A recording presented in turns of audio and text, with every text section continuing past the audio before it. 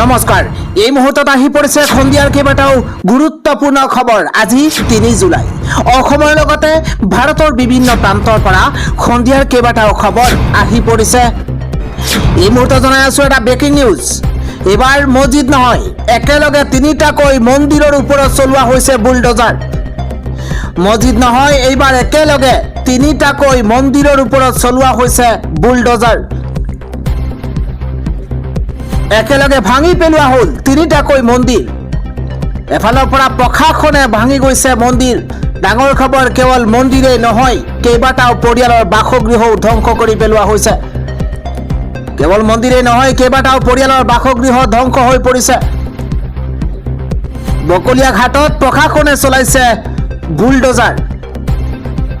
ডাঙৰ খবৰ, এই মুহূৰ্তত ধ্বংস কৰা হ'ল ৰাম জানকী মন্দিৰ, ৰাম ঠাকুৰ মন্দিৰ আৰু শিৱ মন্দিৰ। সাংবাদিককো বাতৰি পৰিৱেশনত বাধা প্ৰশাসনৰ। এটা ডাঙৰ খবৰ এই মুহূৰ্তত জনাইছো, উচ্ছেদস্থলীৰ পৰা 200 মিটাৰ আঁতৰত প্ৰশাসনৰ বেৰিকেড পাৰ হ'বলৈ দিয়া নাই সাংবাদিকক। মছজিদ নহয়, এইবাৰ একেলগে মন্দিৰৰ ওপৰত চলোৱা হৈছে বুলডোজাৰ। পৰৱৰ্তী খবৰটো হৈছে ৱাকফ সম্পত্তি ৰেজিষ্ট্ৰেশ্যনৰ সমস্যা দূৰ কৰিলে চৰকাৰে। মুছলমান জনতালৈ বৃহৎ অফাৰ বিজেপি চৰকাৰৰ। এটা ব্ৰেকিং নিউজ এই মুহূৰ্তত জনাইছো, ৱাকফ সম্পত্তি ৰেজিষ্ট্ৰেশ্যন নহলেও চিন্তাৰ কাৰণ নাই মুছলমানৰ। ৱাকফ সম্পত্তিক লৈ মুছলমান ৰাইজক বৃহৎ অফাৰ বিজেপি চৰকাৰৰ। এটা ব্ৰেকিং নিউজ এই মুহূৰ্তত জনাইছো, ইউমেড পৰ্টেলত ৰেজিষ্ট্ৰেশ্যন খাৰিজ হলেও সুৰক্ষিত থাকিব ৱাকফ সম্পত্তি। ৱাকফৰ সম্পত্তিৰ পঞ্জীয়ন আবেদন খাৰিজ মানে সকলো শেষ নহয়। 88,000ৰো অধিক ৱাকফ সম্পত্তি নাকচ হোৱা ভাতৰি ভুৱা। পৰ্টেলত খাৰিজ হোৱা সকলো আবেদন পুনৰ বিবেচনা কৰা হ'ব। এটা গুৰুত্বপূৰ্ণ খবৰ, পৰ্টেলত খাৰিজ হোৱা সকলো আবেদন পুনৰ বিবেচনা কৰা হ'ব। ৱাকফৰ সম্পত্তি পঞ্জীয়ন সময়সীমা শেষ হলেও পুনৰ কৰিব পাৰিব আবেদন। ফ্ৰী হেল্পলাইন ইমেইলৰ জৰিয়তে মুছলমান ৰাইজে জনাব পাৰিব অসুবিধা। আবেদন এবাৰ ৰিজেক্ট হলেও দ্বিতীয়বাৰ কৰিব পাৰিব আবেদন। পৰ্টেলত অত্যাধিক আবেদন দাখিল হোৱাৰ বাবে সৃষ্টি হৈছে সমস্যাৰ। কেন্দ্ৰীয় সংখ্যালঘু পৰিক্ৰমা মন্ত্ৰালয়ে স্পষ্ট কৰিছে এই কথা। আন এটা খবৰ হৈছে, বিপদত পৰিব নেকি ইউটিউবাৰ ধ্ৰুৱ ৰাঠী। ভগৱান ৰাম, সীতা আৰু ভগৱান কৃষ্ণই মাংস আৰু মদ সেৱন কৰা বুলি নিজৰ ভিডিঅ'ত অভিযোগ কৰিছিল ইউটিউবাৰ ধ্ৰুৱ ৰাঠীয়ে। ভিডিঅ'টোৰ দ্বাৰা হিন্দু ধৰ্মৰ অপমান আৰু আৱেগত আঘাত হনাৰ অভিযোগেৰে অধিবক্তা অমিতা খোছদেৱে দাখিল কৰিছিল আবেদন। আবেদনৰ শুনানি গ্ৰহণ কৰি কেন্দ্ৰীয় চৰকাৰ অভিযোগ আপিল কমিটিক দিল্লী উচ্চ ন্যায়ালয়ৰ নিৰ্দেশ। ধ্ৰুৱ ৰাঠীৰ বিতৰ্কিত ভিডিঅ'টো আঁতৰোৱা সন্দৰ্ভত 15 দিনৰ ভিতৰত সিদ্ধান্ত লওক। আন এটা খবৰ, জুবিন গাৰ্গৰ মৃত্যুৰ বাবে দায়ী শ্যাম কানু, সিদ্ধাৰ্থ, শেখৰ, সন্দীপন আৰু অমৃত প্ৰভা। জুবিনৰ মৃত্যুৰ বাবে জগৰীয়া শ্যাম কানু, সিদ্ধাৰ্থ, জগৰীয়া অমৃত প্ৰভা, শেখৰ জ্যোতি গোস্বামী, সন্দীপন গাৰ্গ। আদালতৰ পৰা ওলাই এই বিস্ফোৰক মন্তব্য ৰবি শৰ্মাৰ, জনপ্ৰিয় অভিনেতা ৰবি শৰ্মাৰ মন্তব্য। ইয়ত পাৰ্টিত থকা সকলে জুবিন গাৰ্গক পানীত নামোতে কিয় বাধা দিয়া নাছিল? লাইফ জেকেট খুলি জুবিন গাৰ্গক পানীত কিয় নামিবলৈ দিয়া হ'ল? সিদ্ধাৰ্থৰ অধিবক্তাই মোক সুধিছিল, জুবিন শিশুসুলভ নেকি? মই কৈছিলো, জুবিন শিশুসুলভ বাবেই আমি ঘেৰি ৰাখিছিলো। জুবিন গাৰ্গে ন্যায় পাবই, আমি আশাবাদী। জুবিনৰ মৃত্যুৰ বাবে জগৰীয়া শ্যাম কানু, সিদ্ধাৰ্থ, জগৰীয়া হৈছে অমৃত প্ৰভা, শেখৰ জ্যোতি গোস্বামী, সন্দীপন গাৰ্গ। পৰৱৰ্তী খবৰ, মছজিদ ধ্বংস কৰিবলৈ ক্লিন চিট ন্যায়ালয়ৰ। এটা গুৰুত্বপূৰ্ণ খবৰ, ন্যায়ালয়ৰ দ্বাৰস্থ হৈও মছজিদ ৰক্ষা কৰিব নোৱাৰিলে মুছলমানে। ধৰ্মীয় অনুভূতি জড়িত হৈ থকা 6টাকৈ মছজিদ ধ্বংসৰ অনুমতি ন্যায়ালয়ৰ। এটা গুৰুত্বপূৰ্ণ খবৰ, প্লেচ অফ ৱৰ্শ্বিপ এক্টেও বচাব নোৱাৰিলে মছজিদ। ইউপিৰ ডালমণ্ডিত এফালৰ পৰা সংখ্যালঘুৰ ঘৰ মছজিদ ধ্বংস কৰা হ'ব। ইন্তে জামিয়া মছজিদ ৰংগিলে শাহ, আলী ৰাজা খান মছজিদ, কৰিমুল্লা বেগ মছজিদ আৰু নিচাৰণ আৰু সংগমৰ মছজিদ। পথ সম্প্ৰসাৰণৰ নামতে ধ্বংস কৰা হ'ব 6টাকৈ মছজিদ ধ্বংস। ধৰ্মীয় পূজাস্থলী আইনৰ অধীনত মছজিদৰ সুৰক্ষা বিচাৰি কৰা হৈছিল আবেদন।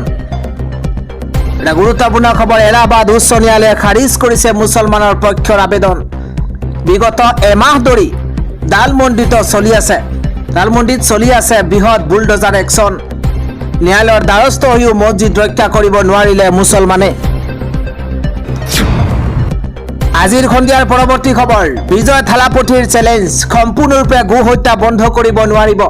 এটা বিগ ব্ৰেকিং নিউজ, গো হত্যা নিষিদ্ধ প্ৰসংগক লৈ সৰ্বোচ্চ ন্যায়ালয়ক চেলেঞ্জ এবাৰ থালাপতি চৰকাৰৰ। গো হত্যা নিষিদ্ধ প্ৰসংগক লৈ সৰ্বোচ্চ ন্যায়ালয়ক চেলেঞ্জ দিছে থালাপতিয়ে। ৰাজ্যজুৰি নিষিদ্ধ কৰিব নোৱাৰিব গো হত্যা।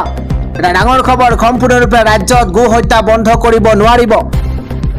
মুছলমানৰ নীতি নিয়মত হস্তক্ষেপ কৰাটো উচিত নহয়।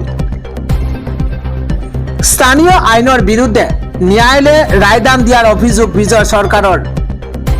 এটা গুৰুত্বপূৰ্ণ খবৰ, প্ৰতিদিনে গো হত্যাত নিষিদ্ধ আৰোপ কৰাটো গ্ৰহণযোগ্য নহয় বুলি মন্তব্য। বকৰিদত গো হত্যা নিষিদ্ধ কৰিব নোৱাৰিব সৰ্বোচ্চ ন্যায়ালয়ে। ডাঙৰ খবৰ, এই মুহূৰ্তত জনাইছো, এজন ব্যক্তিয়ে দাখিল কৰা পিআইএলৰ পৰিসৰ ন্যায়ালয়ে অতিক্ৰম কৰাৰ অভিযোগ উত্থাপন হৈছে। কেৱল ৰাজহুৱা স্থানতহে গো হত্যা নিষিদ্ধৰ আবেদন কৰিছিল ব্যক্তিজনে, কিন্তু সৰ্বোচ্চ ন্যায়ালয়ে ৰাজ্যত সম্পূৰ্ণৰূপে নিষিদ্ধ কৰিছিল গো হত্যা। সৰ্বোচ্চ ন্যায়ালয়ক চেলেঞ্জ দি বিজয় চৰকাৰৰ এই অভিযোগ। পৰৱৰ্তী খবৰটো হৈছে, ৰজালীৰ নৃশংসতাৰ বলি হৈ চিকিৎসালয়তে মৃত্যু হৈছে মৃদু মুদ্ৰাৰ। এটা ডাঙৰ খবৰ এই মুহূৰ্তত জনাইছো, ৰাজ্য কপুৱা নলবাৰী কাণ্ডৰ ভুক্তভোগীৰ কৰুণ মৃত্যু হৈছে। চিকিৎসাধীন অৱস্থাতে কৰুণ মৃত্যু হৈছে মৃদু মুদ্ৰা ডেকাৰ। মৃদু মুদ্ৰা ডেকাৰ। ডাঙৰ খবৰ, ৰজালীৰ আক্ৰমণত প্ৰাণ হেৰুৱাইছিল মৃদু মুদ্ৰাৰ ভাতৃয়ে। 31 মেত নলবাৰীত সংঘটিত হৈছিল এই কাণ্ড। মাধুৰ্য আৰু মৃদু মুদ্ৰাক চোকা অস্ত্ৰৰে আক্ৰমণ কৰিছিল ৰজালীয়ে। ৰজৰ আক্ৰমণৰ ভয়াৱহতাত চিকিৎসালয়তে মৃত্যু হৈছে মৃদু মুদ্ৰাৰ। ৰাজ্য কপুৱা নলবাৰী কাণ্ডৰ ভুক্তভোগীৰ কৰুণ মৃত্যু হৈছে। আন এটা খবৰ হৈছে, কংগ্ৰেছ গৌৰৱ গগৈক তীব্ৰ কটাক্ষ কৰিছে ৰেজাউল কৰিম চৰকাৰে। ৰেজাউল কৰিম চৰকাৰে কৈছে যে অহংকাৰ, আত্মগৌৰৱ এতিয়ালৈকে কমা নাই গৌৰৱ গগৈৰ। ৰকিবুল হুছেইনক মুখ্য উপদেষ্টা বনোৱাৰ বাবেই এই অৱস্থা গৌৰৱ গগৈৰ। কংগ্ৰেছ গৌৰৱ গগৈক তীব্ৰ কটাক্ষ কৰিছে ৰেজাউল কৰিম চৰকাৰে। পৰৱৰ্তী খবৰটো হৈছে, অহা 6 জুলাইৰ পৰা বিধানসভাৰ বাজেট অধিৱেশনৰ পূৰ্বে নতুন বিধায়কক বিশেষ প্ৰশিক্ষণ শিবিৰ। ৪৭ গৰাকী নতুন বিধায়কক দিয়া হ'ব প্ৰশিক্ষণ। বিধানসভাৰ গোপীনাথ বৰদলৈৰ প্ৰেক্ষাগৃহত এই শিবিৰ পুৱা 10 বজাৰ পৰা আৰম্ভ হ'ব প্ৰশিক্ষণ শিবিৰ। বিধানসভাৰ কাৰ্যপ্ৰণালী আৰু বিধেয়ক সন্দৰ্ভত প্ৰশিক্ষণ। উপস্থিত থাকিব বিধানসভাৰ প্ৰাক্তন অধ্যক্ষ হিতেন্দ্ৰনাথ গোস্বামী। আন এটা খবৰ হৈছে, তামোলপুৰ জাৰগাঁৱত এক শোকাবহ ঘটনা সংঘটিত হৈছে। পুৱা পথাৰত ভুই ৰুই থাকোঁতেই বজ্ৰ পৰি ৰোৱনীৰ মৃত্যু হৈছে। থিতাতে মৃত্যু হৈছে বৰলকুচি গাঁৱৰ মিনতী ব্ৰহ্মৰ। কথমপি প্ৰাণ ৰক্ষা, একেলগে ভুই ৰুই থকা আন কেইবাগৰাকী ৰোৱনীৰ। পুৱা স্বামীৰ সৈতে পথাৰত ভুই ৰুই থকা অৱস্থাতে মৃত্যু হৈছে মহিলাগৰাকীৰ।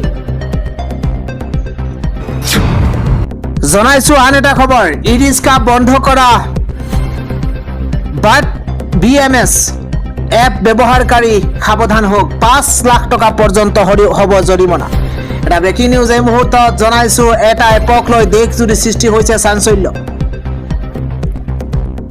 গুৰুত্বপূৰ্ণ খবৰ, চলন্ত ই ৰিক্সা ছেকেণ্ডত ৰখাই দিয়া বাট BMS এপে মাতিছে বিপদ। ৰাজ্যৰ প্ৰান্তে প্ৰান্তে বন্ধ হৈ পৰিছে ই ৰিক্সা। এটা গুৰুত্বপূৰ্ণ খবৰ। জীৱিকাৰ বাবে ই ৰিক্সা চলোৱা চালক পৰিছে এতিয়া বিপদত। সমগ্ৰ ঘটনা এতিয়া তদন্ত আৰম্ভ কৰিছে চৰকাৰে। এনেদৰে ই ৰিক্সা বন্ধ কৰি দিয়া সম্পূৰ্ণৰূপে বেআইনী। বাট BMS ব্যৱহাৰকাৰীৰ হ'ব 3 বছৰ জেল আৰু 5 লাখ টকাৰ জৰিমনা। যিকোনো সময়ত বিপদত পৰিব পাৰে বাট BMS ব্যৱহাৰকাৰী। বাট BMS গেমৰ খেলাটো হ'ব এক অপৰাধ। 3 বছৰ পৰ্যন্ত জেল হ'ব পাৰে ব্যৱহাৰকাৰীৰ। পৰৱৰ্তী খবৰটো হৈছে পুনৰ এজাক বৰষুণতে ডুব গ'ল গুৱাহাটী মহানগৰী। শুকুৰবাৰে পুৱাৰ ভাগত অহা বৰষুণ জাকৰ ফলত কৃত্ৰিম বানৰ কবলত পৰিছে গুৱাহাটী মহানগৰীৰ বাকী ৰাইজ। মহানগৰীৰ ক্ষদাব্যস্ত কেইবাটাও অঞ্চলত এতিয়া বানপানী। মহানগৰীৰ নুনমাটিৰ নেপাল চক নাৰেঙী ফৰেষ্ট গেট ৰাজপথটো এতিয়া কৃত্ৰিম বানৰ কবলত পৰিছে। জনাইছো আন এটা খবৰ। অতি কষ্টৰে কিনা গাড়ীখন ধ্বংস কৰি দিছে ইথানলে। এখন গাড়ীত ইমান টকা টেক্স দিছো কিয়? এখন গাড়ীক লৈ এতিয়া আৰম্ভ হৈছে বিতৰ্ক। দেশখন শেষ কৰি পেলালে নীতিন গাডকাৰীয়ে। দেশখন শেষ কৰি পেলাইছে নীতিন গাডকাৰীয়ে। নিজৰ পুত্ৰৰ লাভ কৰাবলৈ দেশৰ সকলো গাড়ী ধ্বংস কৰি দিছে নীতিন গাডকাৰীয়ে। নিজৰ পুত্ৰৰ লাভৰ বাবে সকলো গাড়ী ধ্বংস কৰি দিছে নীতিন গাডকাৰীয়ে। নতুন 40 লাখ টকীয়া গাড়ী বিকল হোৱাৰ পিছতেই নীতিন গাডকাৰীৰ বিৰুদ্ধে ক্ষোভ বুজাৰিছে এগৰাকী লোকে ক্ষোভ বুজাৰিছে। ইথানল মিহলি তেল ভৰোৱাৰ পিছতেই বিকল হৈ পৰিছিল ইনোভা গাড়ীখন আৰু তাৰ পাছতেই নীতিন গাডকাৰীৰ বিৰুদ্ধে ক্ষোভ বুজাৰিছে এই ব্যক্তিগৰাকীয়ে। কষ্ট কৰি 40 লাখ টকাৰে গাড়ী কিনিছো, ইথানলে গাড়ীখন ধ্বংস কৰি দিছে। কেন্দ্ৰীয় চৰকাৰলৈও প্ৰশ্ন কৰিছে কিয় এখন গাড়ীত 18 লাখ টকাৰ টেক্স দিছো। দেশখন শেষ কৰি পেলাইছে নীতিন গাডকাৰী, এই ব্যক্তিগৰাকীয়ে অভিযোগ উত্থাপন কৰিছে। আন এটা খবৰ হৈছে মুখ্যমন্ত্ৰী বিজয়ৰ বিৰুদ্ধে আপত্তিজনক মন্তব্য কৰি গ্ৰেপ্তাৰ হ'ল DMKৰ বিধায়ক ৰাধাকৃষ্ণন। আজি তামিলনাডু আৰক্ষীয়ে DMKৰ দলৰ বিধায়ক অনিতা আৰ ৰাধাকৃষ্ণক গ্ৰেপ্তাৰ কৰিছে। মাদ্ৰাজ উচ্চ ন্যায়ালয়ে তেওঁৰ আগতীয়া জামিন আবেদন খাৰিজ কৰাৰ পাছতেই আৰক্ষীয়ে এই পদক্ষেপ গ্ৰহণ কৰিছে। তামিলনাডুৰ মুখ্যমন্ত্ৰী তথা TVK দলৰ সভাপতি বিজয়ৰ বিৰুদ্ধে আপত্তিজনক মন্তব্য কৰাৰ অভিযোগত তেওঁক গ্ৰেপ্তাৰ কৰা হৈছে। আৰক্ষীয়ে জানিবলৈ দিয়া মতে যোৱা 20 জুন তাৰিখে প্ৰাক্তন মুখ্যমন্ত্ৰী M কৰুণানিধিৰ জন্মবাৰ্ষিকী উদযাপনৰ সময়ত ৰাধাকৃষ্ণনে এক ৰাজহুৱা সভাত ভাষণ দিছিল। তিৰুচেন্দুৰৰ সমীপৰ আথুৰত অনুষ্ঠিত এই সভাতেই তেওঁ মুখ্যমন্ত্ৰী বিজয়ৰ বিৰুদ্ধে এই বিতৰ্কিত মন্তব্য কৰিছিল। তেওঁ বিজয়ৰ বাহ্যিক অৱয়ব আৰু চলচ্চিত্ৰ জগতৰ পৰা ৰাজনীতিলৈ অহা কাৰ্যক লৈ উপহাস কৰিছিল। বিধানসভাত আইন শৃংখলা সম্পৰ্কীয় এক আলোচনাৰ সময়ত DMK বিধায়ক S অষ্টিন আৰু মুখ্যমন্ত্ৰীৰ মাজত হোৱা তৰ্কৰ প্ৰসংগ টানি ৰাধাকৃষ্ণনে কৈছিল যে মুখ্যমন্ত্ৰীগৰাকী বিধানসভাত আবদ্ধ হৈ পৰা যেন লাগিছিল। তেওঁ আনকি এনেদৰেও কৈছিল যে অভিনেত্ৰীৰ সৈতে ঘৰত তেওঁ কিমান সুখী আছিল, কিন্তু এতিয়া তেওঁ বিধানসভাত ফচি পৰিছে। ইয়াৰ উপৰিও বিধায়কগৰাকীয়ে মুখ্যমন্ত্ৰীৰ আচৰণক এখন দোকানলৈ অহা গ্ৰাহকৰ সৈতেও তুলনা কৰিছিল। এই গ্ৰেপ্তাৰৰ পিছতে DMKৰ সাংসদ কানিমুজিয়ে ৰাজ্য চৰকাৰক তীব্ৰ সমালোচনা কৰে আৰু ইয়াক এক স্বেচ্ছাচাৰী শাসনৰ নিদৰ্শন বুলি অভিহিত কৰিছে। তেওঁ কয় যে নিজৰ সমষ্টিত উন্নয়নমূলক কামৰ পৰিদৰ্শন কৰি থকাৰ সময়তে ৰাধাকৃষ্ণনক গ্ৰেপ্তাৰ কৰা হৈছে। ইফালে মাদ্ৰাজ উচ্চ ন্যায়ালয়ৰ ন্যায়াধীশ GK ইলাংথিয়ানে বিধায়কগৰাকীৰ জামিন আবেদন খাৰিজ কৰি কয় যে এগৰাকী দায়িত্বশীল জনপ্ৰতিনিধি হিচাপে তেওঁ এনে মন্তব্য কৰাটো অনুচিত আছিল। এটা খবৰ হৈছে ইউক্ৰেইনৰ কিয়েভত মাৰাত্মক আক্ৰমণ ৰাছিয়াৰ, নিহত হৈছে 27 জন। খৰখেদাকৈ দেশলৈ উভতিল জেলেনস্কি। নিশা হাজাৰ হাজাৰ লোকে প্ৰাণ ৰক্ষাৰ বাবে বাংকাৰ আৰু মাটিৰ তলত মেট্ৰ ষ্টেচনলৈ পলায়ন কৰে। সমগ্ৰ চহৰখন কলা ধুৱাই আৱৰি ধৰিছিল। যুদ্ধৰ জয় অতিক্ৰম পশ্চিম এছিয়া ক্ষান্ত হৈছে যদিও যোৱা 4 বছৰ ধৰি ইউৰেছিয়াত কোনো শান্তিৰ বাতাবৰণ নাই। ৰাছিয়া আৰু ইউক্ৰেইন দুয়োখন দেশতে আক্ৰমণ আৰু প্ৰত্যাক্ৰমণৰ ফলত লাখ লাখ লোক ক্ষতিগ্ৰস্ত হৈছে। যুদ্ধ পৰিস্থিতিক অধিক তীব্ৰতা প্ৰদান কৰি ৰাছিয়াই ইউক্ৰেইনৰ ৰাজধানী কিয়েভত আক্ৰমণ চলাইছে। বৃহস্পতিবাৰে সমগ্ৰ কিয়েভত সংঘটিত হোৱা ৰাছিয়াৰ আক্ৰমণত কমেও 27 জন লোক নিহত হোৱাৰ লগতে আৰু বহু লোক আহত হৈছে। জানিব পৰা অনুসৰি এই বছৰ ইউক্ৰেইনৰ ওপৰত ৰাছিয়াৰ এইটোৱেই আটাইতকৈ ডাঙৰ আক্ৰমণ। বৃহস্পতিবাৰে নিশাৰ পৰা সমগ্ৰ কিয়েভত ৰাছিয়াই বিধ্বংসী আক্ৰমণ চলাইছে। ৰাজধানীলৈ শ শ ড্ৰোন আৰু কেইবা ডজন মিছাইল নিক্ষেপ কৰা হয়। ইউক্ৰেইনে প্ৰকাশ কৰিছে যে ৰাছিয়াই কমেও ৪৭টা ক্ষেপণাস্ত্ৰ আৰু 496টা ড্ৰোন নিক্ষেপ কৰিছে। ৰাজধানীত গোটেই নিশা বিস্ফোৰণৰ শব্দ শুনিবলৈ পোৱা গৈছিল। নিশা হাজাৰ হাজাৰ লোকে প্ৰাণ ৰক্ষাৰ বাবে বাংকাৰ আৰু মাটিৰ তলত মেট্ৰ' ষ্টেচনলৈ পলায়ন কৰিছে। সমগ্ৰ চহৰখন কলা ধুৱাই আৱৰি ধৰিছিল। ইউক্ৰেইন প্ৰশাসনে এই আক্ৰমণত এতিয়ালৈকে ২৭ জন লোকৰ মৃত্যু হোৱা বুলি নিশ্চিত কৰিছে। উদ্ধাৰৰ কাম আৰম্ভ হৈছে। ধ্বংসাৱশেষৰ তলত বহু লোক আবদ্ধ হৈ থকাৰ খণ্ড প্ৰকাশ কৰা হৈছে। এই আক্ৰমণৰ ফলত মহানগৰীৰ ৩১টা অট্টালিকা ধ্বংসপ্ৰাপ্ত হৈছে। ৰাছিয়াই এতিয়া এই আক্ৰমণ সংঘটিত কৰিছিল। যেতিয়া এই আক্ৰমণ সংঘটিত কৰিছিল ইউক্ৰেইনৰ ৰাষ্ট্ৰপতি জেলেনস্কি বিদেশ ভ্ৰমণত আছিল। এই খবৰ পোৱাৰ পিছতে তেওঁ আয়াৰলেণ্ড ভ্ৰমণ সামৰি দেশলৈ উভতি আহে। এই আক্ৰমণৰ বাবে তেওঁ পশ্চিমীয়া দেশসমূহক লক্ষ্য কৰি লৈছে। তেওঁ কয় যে যদি তেওঁলোকে প্ৰতিশ্ৰুতি অনুসৰি সময়মতে ইউক্ৰেইনক বায়ু প্ৰতিৰক্ষা ব্যৱস্থা প্ৰদান নকৰিলেহেঁতেন তেন্তে ইমান ক্ষতি নহ'লেহেঁতেন।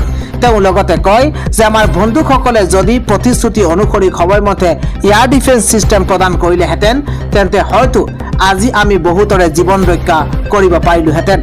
আমি তেওঁলোকৰ পৰা কোনো অতিৰিক্ত সহায় বিচৰা নাই, কিন্তু অন্ততঃ প্ৰতিশ্ৰুতি দিয়াখিনি যোগান ধৰা উচিত।